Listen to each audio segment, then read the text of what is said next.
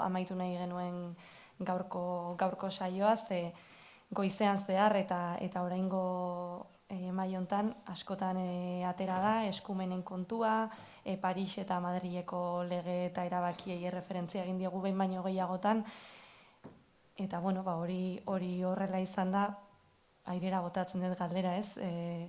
Zertarako beharko genuke buru jabetza gehiago, eskumen gehiago, botere kuota gehiago, eta hala eukiko bagenu, zer gehiago egingo genukeen.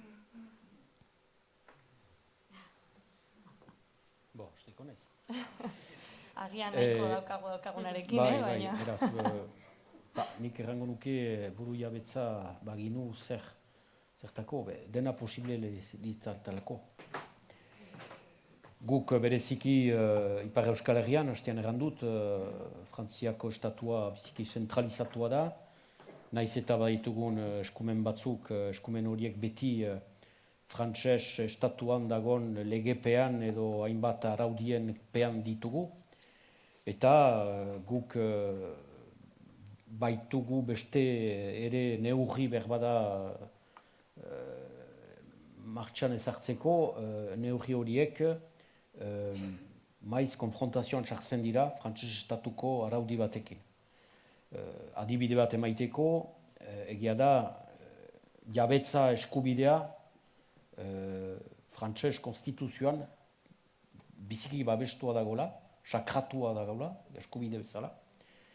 Eta etxe bizitzari buruz diren neurri batzuk emaiten direlarik martxan, eta bereziki konpentsazio araudia ipatu baitu hastean, horrek unkitzen du, nunbait, eskumen edo jabetza eskubide hori.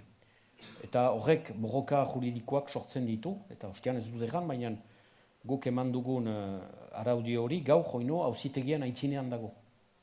Ez gira oino segur araudi hori nunbait balidatua izango dela frantses auzitegiaren gandik.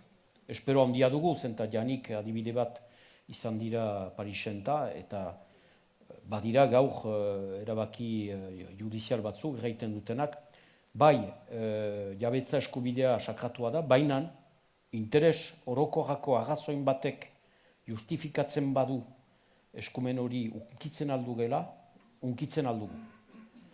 Eta horrek seinale ona emaiten du, zenta ez dezaguna antz gu hautetsiak interes orokorrarentzat girela.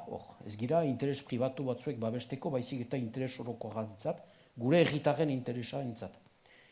Eta hortan bukatuko dut, beste adibide bat nun unkitzen duen pixkat frantses konstituzioaren araudi hori, eta guk EH mailan lantzen ari girena da egoiliar estatuto hori ere.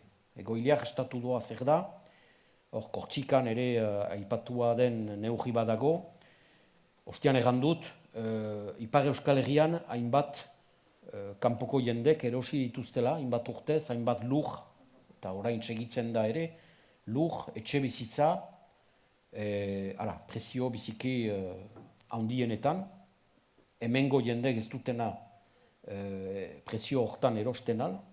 Beraz, egoilia estatuto hori emaiten baginu martxan, horrek erran nahi luke, etxe bizitza bat edo lur bat erosteko, behar duzu jadanik 10 urte edo 5 urte hori definitzikoa izango da, denbora bat hor, lurralde horretan bizi izana. Erran nahi baita, ez da Pariseko edo Tolosako edo Bordaretik heldu den norbaitek, erosten altsegidan, ez dakin milioi bat euro gostatzen duen etxe bizitza edo lurralde bat. Ez, hori egiteko beharko duzu lehenik bizitu lurralde honetan 10 urtez edo. Horrek frantses konstituzioaren aurka joaiten den neurri bat dugu mementoan. Beraz, buru jabetza baginu, nik pentsatzen dut, buru jabetza da herriak ditu bere araudiak egiten, beraz gure araudiak guk egingo gintuzke, eta olako neurriak aplikatzeko araudiak emango ginuzke martxan gure lujaldearen interesarentzat. Beraz, buru jabetzak dena ekartzen aldu. Baina hori ukaiteko badakigu ere badugula bino hainbat borroka eta hainbat bide ere maiteko. Ega nahi diozu zerbait gehitu?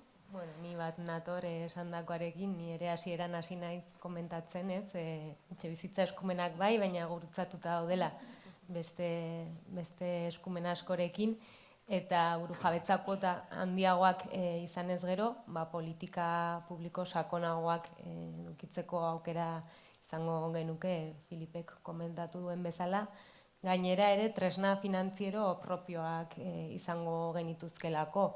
Etxe bizitzaren eraikuntzatik babes prozesu guztian esku hartzeko eta politika publiko sakonak egiteko. Orduan, uste dute Euskal Herrian gehiengo sozial, sindikal eta politiko bestelako batzuk ditugula, eta horiek baliatu behar ditugula etxe bizitzaren negozioarekin edo negozio ideia horrekin, modelo horrekin bukatzeko eta burujabetzaren bidean estatu bat bezala politika publiko sakonak egiteko. Nik esan duke behar bada mugak muga eta zailtasunak zailtasun eta zatiketak zatiketa badaukagula ere herri gisa, ez, zer landu eta badauzkagula ere herri gisa jokatzeko arloak edo eremuak, ez? Eta esango nuke, behin eta berriz errepikatu da ze garrantzitsua dan etxe bizitzarekiko begira da, ez?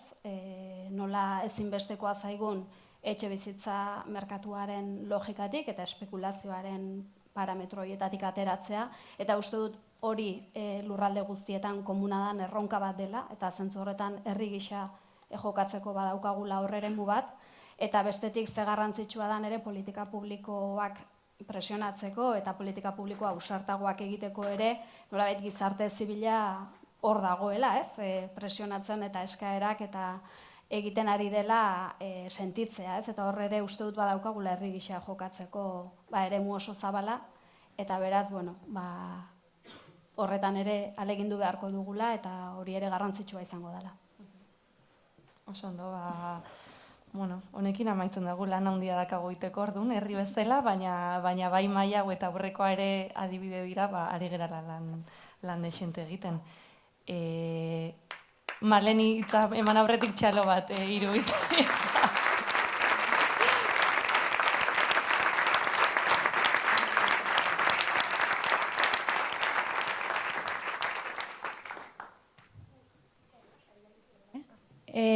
Mila esker denei gaurkoan etortzeagatik, guretzako garrantzitsua zen gaurko egun hau gaia agendan kokatzeko, eta iruditzen zait, eduki ditugun hizlariek ere oso ondo kokatu bezuela gaia, eta hemendik aurrera lanean jarraitzeko abia puntu oso polita dela. Datozen egunotan argitaratuko ditugu guk laborategitik ateratzen ditugun ondorioak, zuen bideoak, saioa grabatu dugu, zakit konturatu zeaten, kamara bat zeola, eta besterik gabe berriro ikusi ahal izateko edo zabalpenean ere lagundu nahi badezue, asko eskertuko dizuegu. Hurren arte.